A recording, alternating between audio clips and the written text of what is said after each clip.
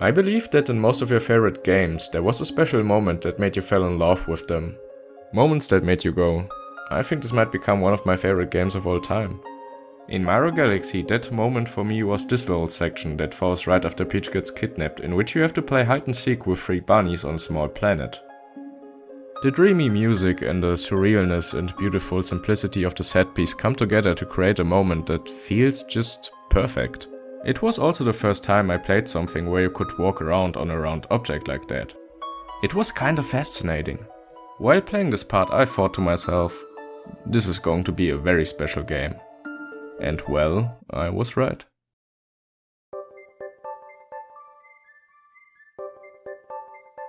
So what was it that made Mario Galaxy so special?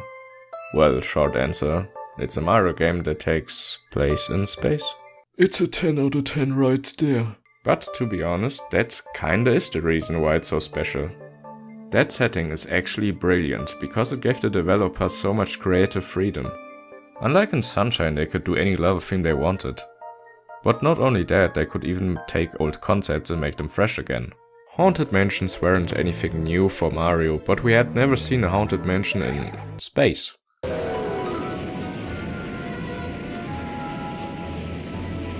We had desert levels before, but we never had a desert level in space.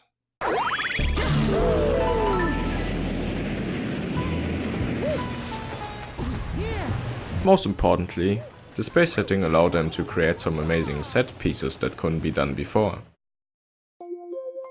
There's this cave, for example, that has water on the bottom and on the ceiling. Or this ring of ice on which you have to catch a penguin. Or, one of my favorites, this cube that has a garden on it. There's barely a visually dull moment in the game. And I love the overall look of Galaxy. Just how colorful it is and how the colors just pop out. And the lighting is, it's absolutely gorgeous at some parts. But my visual highlight in the game is the water. The water in Galaxy just looks amazing. Speaking of water, some of my favorite levels in the game are actually water levels. Or at least levels in which water is an important element, like the Beach Bowl Galaxy for example. Just as I said before, one of Mario Galaxy's biggest strengths was that it could take old concepts and turn them into something new. And this is another great example for that. There were beaches in Mario before, but there never was a beach in a big glass bowl. In space. Another water level I love is the Drip Drop Galaxy. It only consists of this one small water planet with 2 tiny islands on it. A bunch of penguins live here and your mission is to kill some eels for them, so they can catch fish again. What I love so much about this level is the surrealness and the simplicity of it. It's just this lonely little planet with a bunch of penguins living on it. And the gameplay is something that couldn't really be done before Galaxy. I mean, what you do here is pretty simple. You swim around, grab shells and throw them at eels until all of them are dead. That itself isn't really all that special and could have been a task in Mario 64 or Sunshine. But the fact that you do this on a small round planet completely changes the flow of the level here. You never swim into walls and have to awkwardly turn around, and because of that the challenge feels way more dynamic and fun. This is the main reason why Galaxy is one of my favorite Mario titles. Fresh gameplay combined with unique, creative and surreal worlds. Another prime example for this combination is the Meta Splatter Galaxy. I can't really describe the awesomeness of this level in words, so just take a look.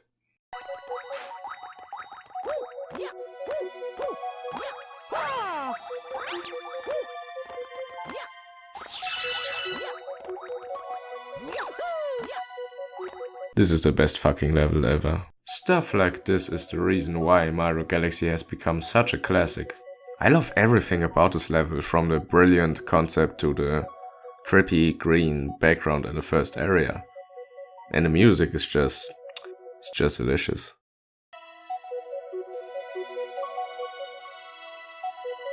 Super Mario Galaxy was actually the first Mario game with an orchestral soundtrack. And boy did it pay off.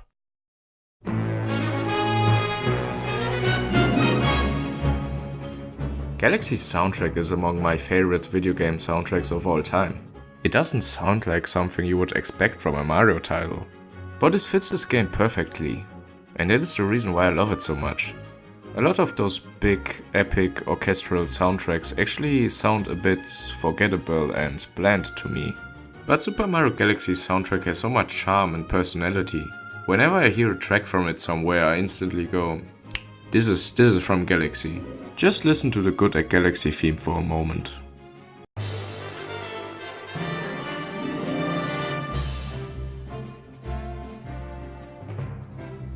It's just so iconic and memorable.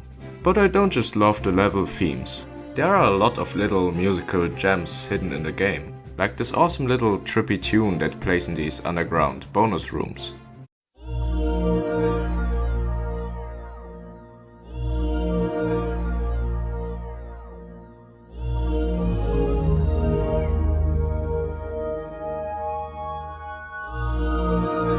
Or the atmospheric, spacey melody from the level's select rooms.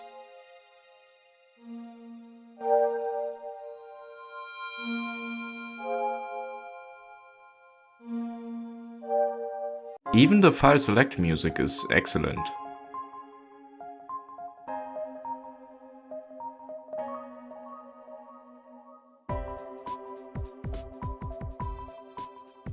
But my favorite track in the game has to be the theme from the Space Junk Galaxy.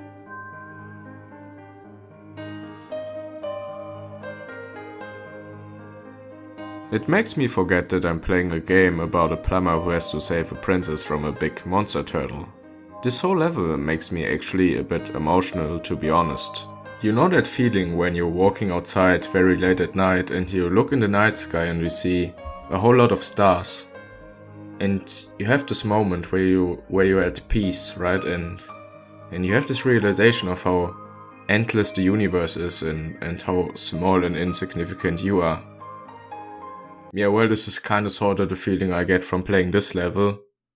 And I know it's a bit absurd to feel this way about something that has this cartoony alien spider boss in it, but I can't help it. That's the power of a great soundtrack. The Space Junk Galaxy is a good example for one thing that seems to have been important to the developers. Atmosphere that felt very untypical for Mario. You can see that right from the start of the game. Most Mario games have an intro that's similar to this.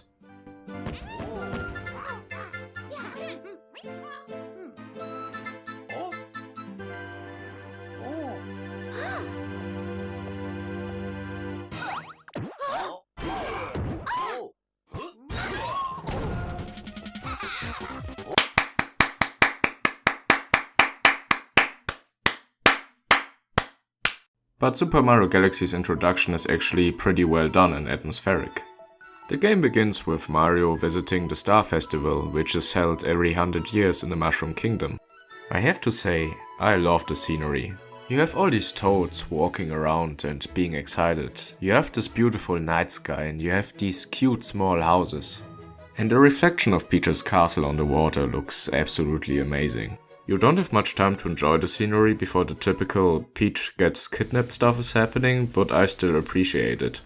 And the two cutscenes in which Peach is getting kidnapped are actually pretty good cinematography wise. Look at this shot, for example, that looks very nice. After all of that follows the scene with the bunnies I mentioned at the beginning of the video. And after catching all of the bunnies you meet Rosalina. I honestly love her design. If I were a girl, I would cosplay the crap out of her. Not just on conventions. Every day. What was I talking about?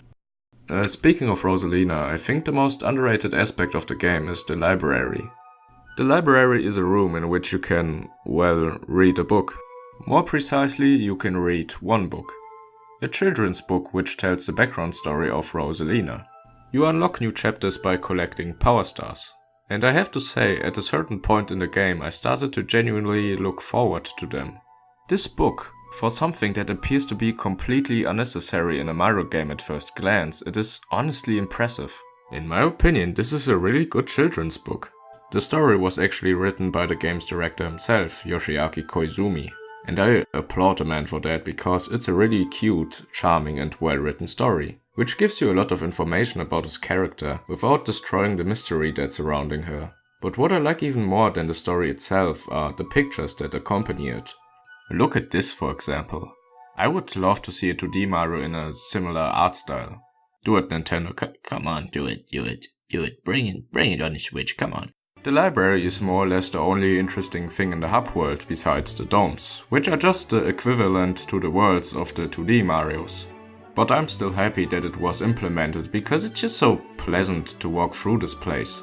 The music is great, you have all these Lumas, that's the name of these star creatures, flying around, you have a few toads just hanging out here, and this couch with the palm tree in the middle is the coolest thing ever. My favorite thing about the hub world though is the way it becomes more and more lively over the course of the game. It's a nice visual indicator for the progress you made. But let's talk about the domes for a second. They are just these little rooms from which you enter the different levels, but I still appreciate them because they somehow create such a nice, comfy atmosphere. My favorites of them are the bathroom, the bedroom because it's purple and purple is my favorite color, and the garden, which is the only one without any music playing in it. I love the surrealness of this place. I mean, you enter this small room and suddenly you are standing in this vast grassy area. It kinda reminds me of the last area of Majora's Mask, if that makes any sense. I almost wish you could explore this place a bit. But what I like more than the insides of the domes themselves are the level select screens. God, they're beautiful. I love the way the level icons float over this ocean, which doesn't seem to be a part of a planet to me. For me it seems like it's just a gigantic ocean that just lays there somewhere in space. And that is a damn cool image. It's also very nice that all of these screens look a bit different. In this one, for example, the sky is very cloudy. And in this one it is a bit greenish. God, that is beautiful. While we're at the topic of level selection, Galaxy has a lot more levels than its 3D predecessors. But there is a bigger emphasis on small one-off levels here. You know, levels that have only one star in them. I think the decision to make more but smaller levels was actually a good one. If you don't have to design every level with several missions in mind, it gives you the freedom to realize some level ideas that you couldn't use otherwise. The Boy Base Galaxy is a good example for this. It only consists of this tower in the middle of a large pool of water. You couldn't really put 3 power stars in here. But boy am I glad this level is in the game, because it's incredibly satisfying. At first you have to dive under this tower and blow up this ball so that this path here floats up. Then you climb the thing. By the way, the space junk that floats around this level is a very nice visual touch. Close to the top of the tower you have to collect 5 of these blue star chips in order to get a pull star to appear. Then you use this pull star to get on this gigantic Pokeball. Now you just have to open it by unscrewing this bolt and voila, there's the power star. So good. But back to the bigger number of small levels. I have to admit that there are 2 or 3 of these mini levels that feel like they were supposed to be a part of one of the other normal levels and just got turned into their own levels because the maximum number of power stars was already reached. Or maybe they wanted to revisit a mechanic from one of the earlier levels in a more challenging one and didn't want to completely change the setting because it wouldn't really fit. Yeah, I guess it's that one. And that's not a problem, but there are some other instances of recycling in the game that are worth criticizing. Don't get me wrong though, there's still more than enough visual and, of course, gameplay variety in the game. I just think it's worth pointing out that there's a little bit of recycling in Galaxy. Anyway, there are some 1-star levels that have to be unlocked by feeding star bits to these special hungry Lumas. And before I replayed the game for this video, I never realized how important this is. Star bits are scattered around every level, but get also dropped by enemies, at least if you kill them with the spin attack. So the hungry Lumas serve 2 purposes. They give you a reason to explore the levels as much as possible and reward you for fighting enemies instead of just avoiding them. And just the act of collecting star bits with the pointer, which is controlled by the Wiimote, feels very satisfying. I have to say, I always liked the Wiimote the most when it functioned as a pointer. That might be the reason why my favorite of the 3 motion control gimmick levels was the Bubble Breeze Galaxy. You know what this level reminds me of? Soul Bubbles for the DS. I'm probably the only one because nobody played that game, which is a shame because it was actually pretty good. Also, see these fellas? They're the Toad Brigade and they actually appear in several levels. I think they're a nice little touch. They, and now that I think about it, all the other NPCs as well you find in the levels give you at least a slight feeling of walking through actual places in a living world, as nonsensical as they might be. But what I like about the Toad Brigade especially is that they give you the slight illusion that you're not the only one who's traveling through space. That there are other characters who have their own weird adventures. Speaking of adventures, that is what a lot of the levels in Galaxy feel like to me. Little adventures. The main reason for that is the fantastic presentation. I think it's a presentation that elevates some of Galaxy's best levels from really good platforming stages into these almost mesmerizing experiences. Just look at that. Or this. Or at the background here. That is something that I actually really like doing in this game. Just staring at stuff in the background. Like this blue wobbly ball here, that's pretty sweet. As much as I love Galaxy's fresh gameplay ideas, the thing that makes it so special to me personally is the way it pulls me into its fantastic worlds, through amazing music and amazing sceneries. Want to see one of my favorite parts in the game? It's this little moment here, right before you shoot yourself to this kinda evil looking planet, which has an ominous blue glow behind it. There's this fog which looks like a bunch of ghosts that gets dragged towards it. This little scenery creates a short moment which is absolutely perfect, and one of the reasons why Galaxy is so special. Thanks for watching, until next time.